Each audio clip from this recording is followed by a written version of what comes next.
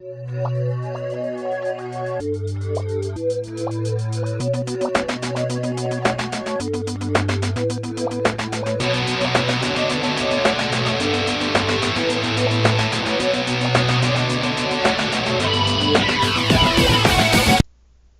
again, everybody. Welcome to another one of my rants. Today we'll be covering the events at Charlotte and go a little bit further into detail, I guess, as well. So, to start, to those who are unaware, there was a unfortunate event that occurred at a protest in Charlotte on Saturday, August 12th, where one person was ran over and killed, and I think it was 19 others were injured during this event. Simultaneously, in an unrelated event occurring, two policemen lost their lives when a helicopter crashed. That has largely been ruled out as any foul play occurring. It was just an unfortunate accident to occur. Now, as for the person who ran down pedestrians, it is uncertain whether they acted in self-defense or if it was intentional. There's also no, from what I've seen, there's been no indication towards any group affiliation. So we're still waiting for details to come out. Now, onto the protest itself. Again, to those who aren't aware, this happened when two groups, you had the alt-right and Antifa at a certain location in Charlotte. And the backstory behind this is the alt-right, along with, I believe the KKK were also there, neo-Nazis, and white supremacy groups as well, were all there. They were there, they had a permit to protest, and the government, the mayor there, tried to shut it down, but the group decided to go to a federal court in which the judge ruled in their favor, so they were allowed a permit there. The mayor then tried to say that the permit was illegal and then have them removed from the premise, and when that didn't work, he ordered the police to stand down when Antifa showed up. So this could have easily been avoided, and it's something that should never have happened. And while I thoroughly detest what these groups were saying, what their ideologies are, I will still support their right to say it. Because I am of the belief that if someone has something stupid to say and they're my political opponent, I will fucking let them say it. I will let them scream it from the friggin' rooftops. Why? Because this means that other people will be aware of the side they stand on and will see that they're full of bullshit.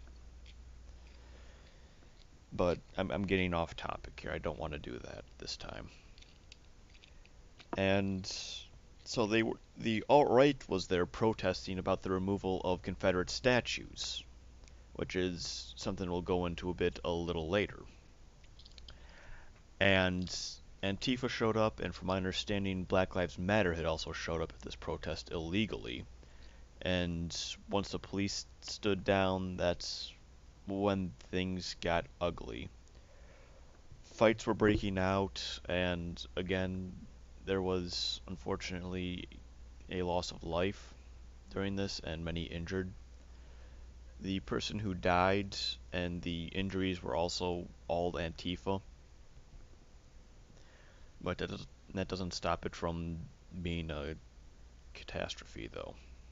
This should never have happened. This should have never escalated this far.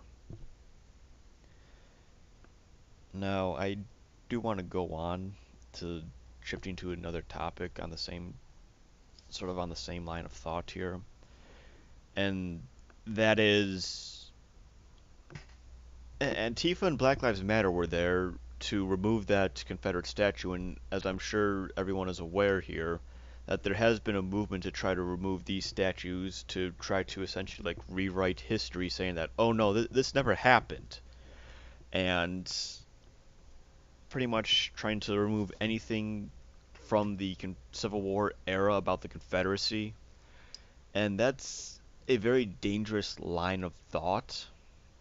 One, because removing history is a very easy way to make sure that we don't remember it, that we forget it, and don't learn from our past. It also sets up for history to be rewritten rather. And that is even more dangerous because some of the arguments that I've been seeing around the internet a lot has been, oh yeah, conservatives and liberals. Was it conservatives and liberals? No, I think it was Democrats and Republicans. Democrats and Republicans have switched sides after the civil rights movement, and this is an attempt to try to rewrite history a little bit, saying that, oh no, everything bad that Democrats did way back when didn't happen, and it was all now all the Republicans' fault. And that's just, well, for one, that's incorrect. There was no party switch to speak of whatsoever, and it's a very bad attack on Republicans, and I guess even conservatives, because they're starting to be lumped in with Republicans now, which, well, identity politics. Let's just go with that.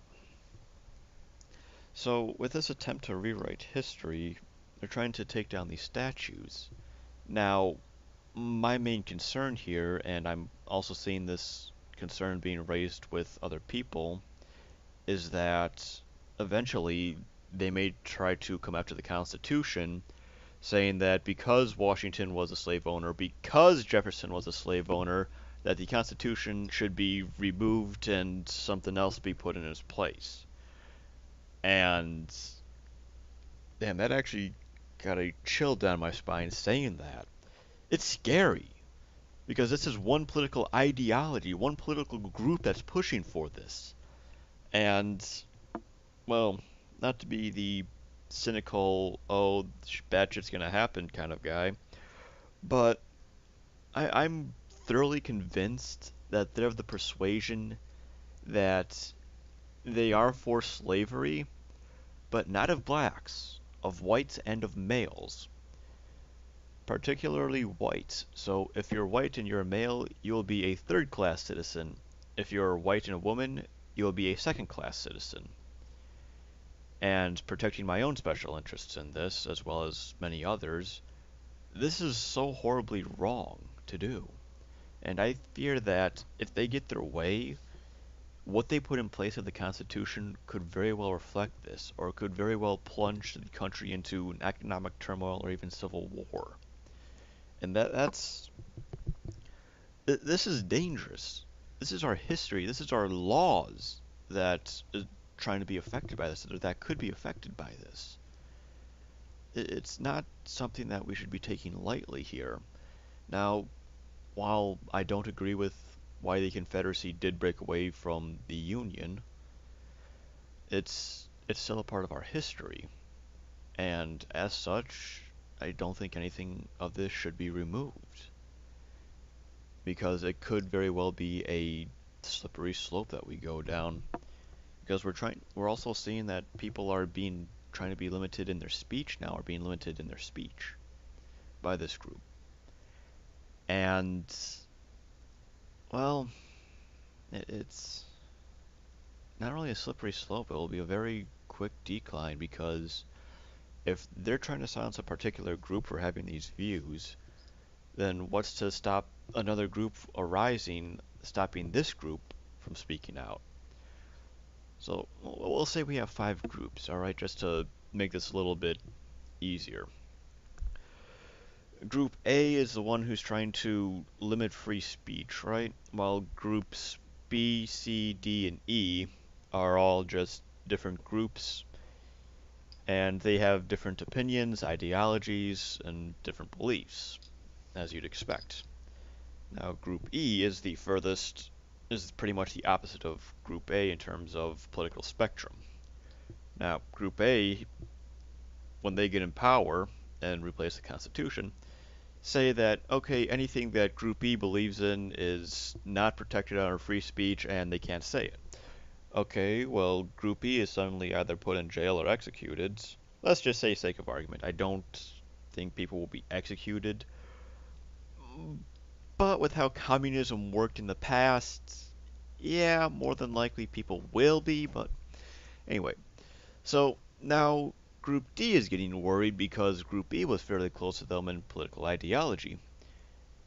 And so, again, Group A says, okay, people in Group D is now anything under them is hate speech, and this continues happening all the way to Group B. Or eventually it's now just, okay, anyone who agrees with us is the only thing that can be said, and they won't be punished. So now what happens if you get more extreme? Say Group S appears, and they're further extreme on the spectrum than Group A. Group S gets into power, and suddenly they rule that, okay, anything that Group A says is now considered to be hate speech, and anyone will be prosecuted under the extent of the law. And then that's what I see possibly happening. I don't think it'll go that far, but with how the likes of Antifa have risen up and how the Democratic Party continues going further left, it's it's certainly a possibility because you have people in the Democrat Party saying, because I'm white, it is my job to try to silence other white people. Well, I'm sorry, that's not how political discourse works. You can't try to silence someone because you disagree with them, and this is very dangerous. It really is. And we have people who are trying to take away the rights of people on the right. Well, I say people on the right, the alt-right are closer to socialists, which is more left-leaning, but trying to take away rights of people who disagree with them, let's say. And it's it's not going to stop with that. It's going to go to you're either with us or against us, and that's what we've been seeing in the media here with Trump condemning both sides. The media is attacking Trump, and people are attacking Trump saying that, oh my god, he's a neo-Nazi sympathizer, and he is literally Hitler. That's nothing new, though, but it fits here. And how can he support the KKK and white supremacy groups like this? He's not. What I want people to understand here is that Trump condemned both sides of this event. He's saying that this should not have happened, and he does not agree with the events that have occurred here. And he also goes on to say that there are good people on both sides of this. There were people on the alt-right there protesting about the removal of the Confederate statue. They were protesting that. That's not to say that they're alt-right or white supremacists or whatever. No, they could be moderate for all I know and just be of the opinion of free speech and want the statues to be a part of our history. That's a very distinct possibility. I mean, yeah, you have people on the Antifa side, I'm sure, as well, that are good people and are just kind of lost in their ways a little bit. And that's something that Trump is saying here is not everyone in this fight are bad people. And now the media is trying to twist it saying that, okay, so now Trump supports white supremacists. It's like, no. Well, I just had to get this off my chest. Thanks for listening. I was hoping this would cool down over time, and the more I read into this, the more I started to get a little heated under the collar, and I felt like it was time that I had to voice something at the very least. And, well, I hope the situation is remedied in the future, and that something like this doesn't happen again. But with Antifa just potentially randomly attacking people in a car like that, that it could not bode very well. And this isn't the first time that Antifa's attacked someone out of the blue either. So it would be best for people to keep an eye open, to be safe, and remember that you should not be threatened for your political ideologies, whether you're extreme left, extreme right, left leaning, right leaning, or you're a centrist. There's no reason for people to be attacked like that. And if you're of the persuasion that because someone holds a particular view that they should be punched or attacked, you need to do some serious introspection, my friend, because that is not the way that political discourse works.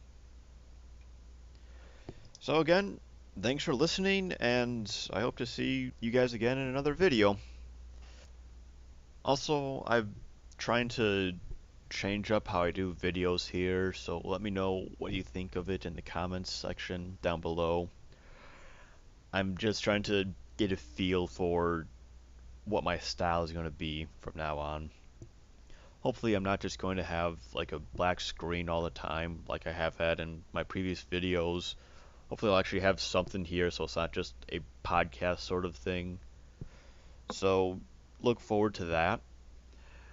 I'm also trying to make it a little bit more, I guess, friendly. I have a target audience in mind now, so I'm going to start tailoring my videos and trying to target them a little bit more rather than just continually going off on rants. So yeah, I've got an idea of the direction I want to go with this now. So I hope people will still watch these videos and I hope they enjoy them. Again, just like always, if you have something you wish to discuss, talk about, something you agree with or disagree with, or even a suggestion, let me know in the comments down below.